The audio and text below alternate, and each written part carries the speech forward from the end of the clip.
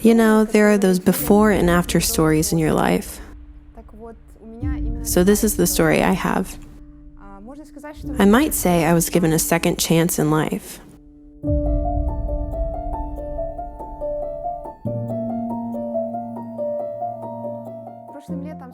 Last summer, I was in an accident. I fell off the 8th floor.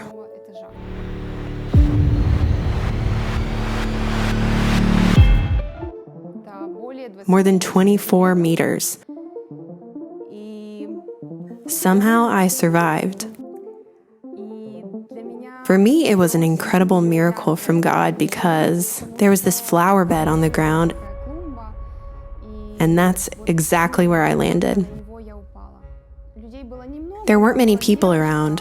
There was this teenage girl. She saw me and called an ambulance. I was taken to the hospital right away.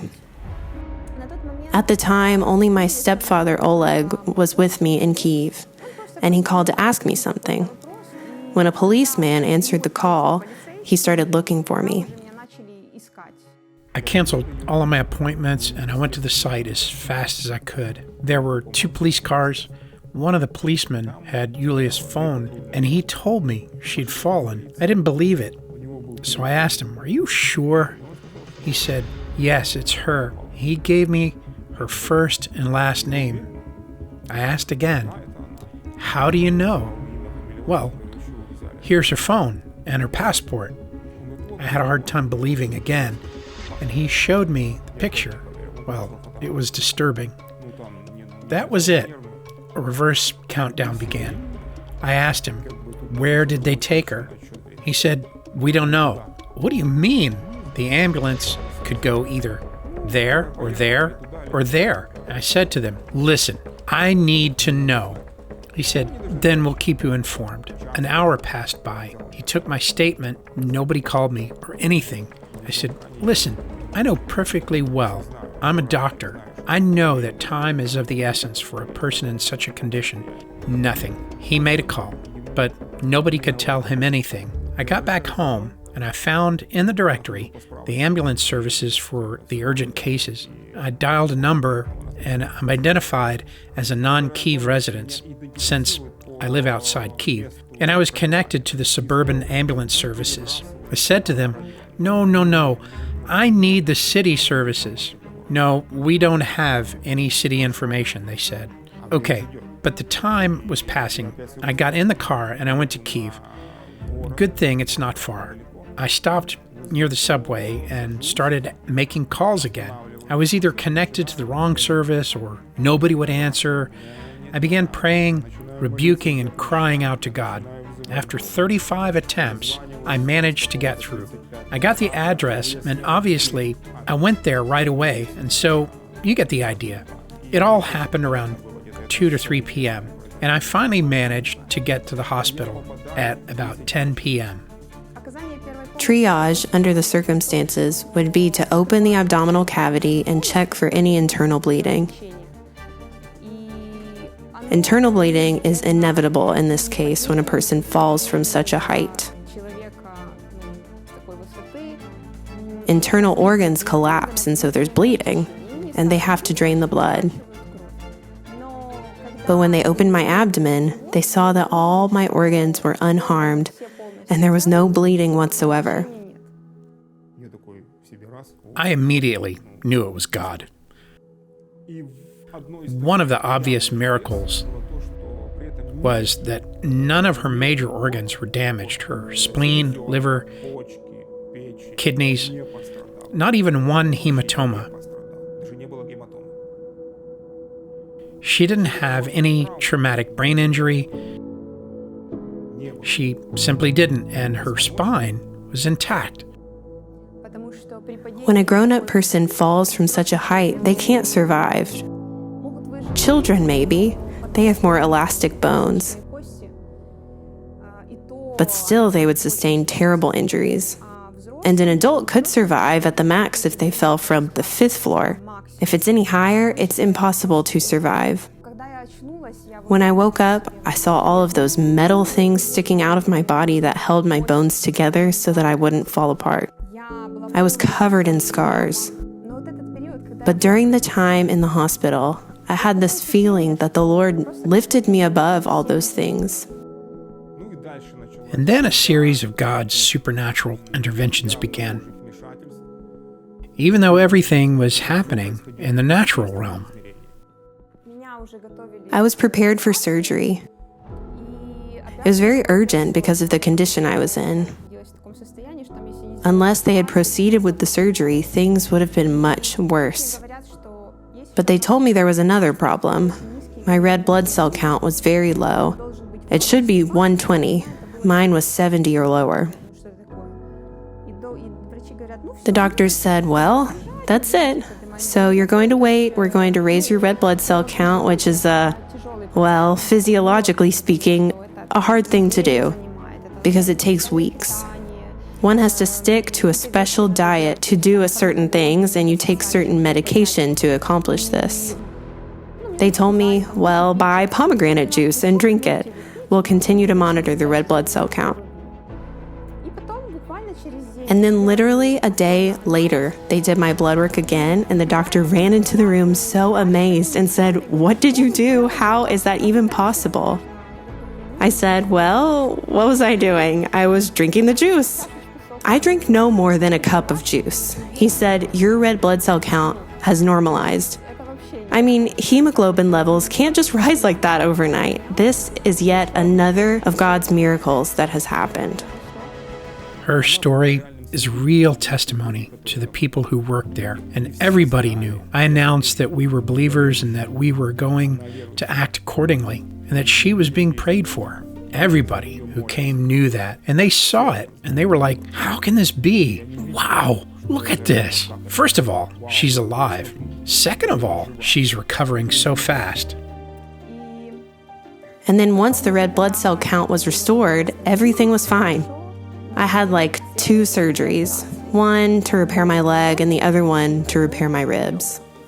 The process began. The doctors watched every day and kept saying, look, of course, we did everything in our power. Yes, we did, but there was a big but. How could her body cope?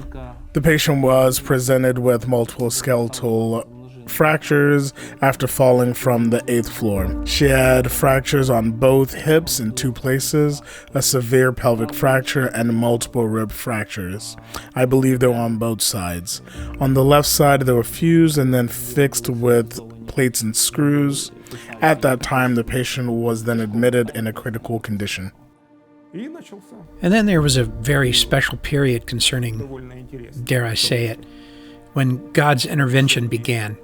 Naturally, a girl who weighs just over 50 kilos, her body couldn't cope with so many bone fractures.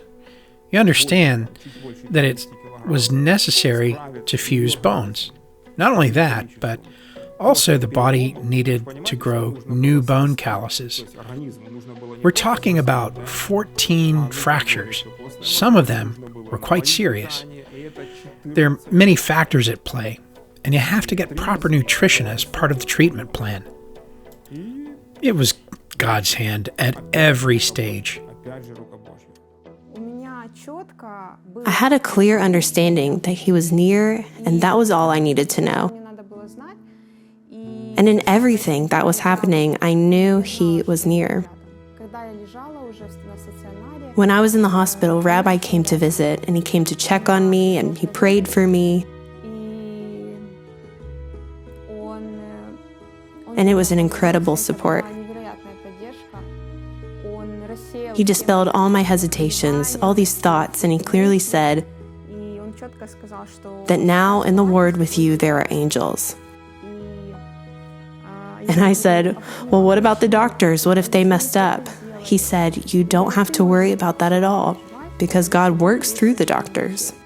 In this case, a large number of specialists worked on this issue, from anesthesiologists to surgeons, including myself. I was one of the main surgeons who operated on her, but this is all, as they say, to the merit of the team that we have. I just want to tell you how important it is when the Lord is showing His loving kindness. And He allows you to notice His work in your life because in this situation, if you just look at it, it's just a series of coincidences. But listen, there are too many of those coincidences. Such things don't happen on earth in this life. I went to the hospital on August 4th when this whole thing happened, and 20 days later, on August 24th, I was discharged. Well, yes, she didn't come out on her own. She was carried out, but she was discharged. And they only discharge a person if he or she is stable and the doctors are sure that they're not responsible for any subsequent complications. Everything is okay. And the rehab specialist came to me several times, and he told me that in his practice, he had never seen anything like that. He'd seen people after they fell off the 5th floor at the most. And as he put it, it was legs that were completely wrecked, utterly. Their restoration process took months. And in my case, he was just coming for a week or two, and then he said, "Well, I see that I'm no longer needed here." I mean, I had 14 fractures. I was in serious condition. I was at death's door.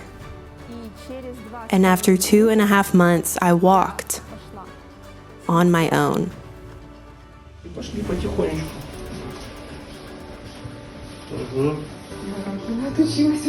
Ага, видишь как? Ну ходишь? Да, нормально.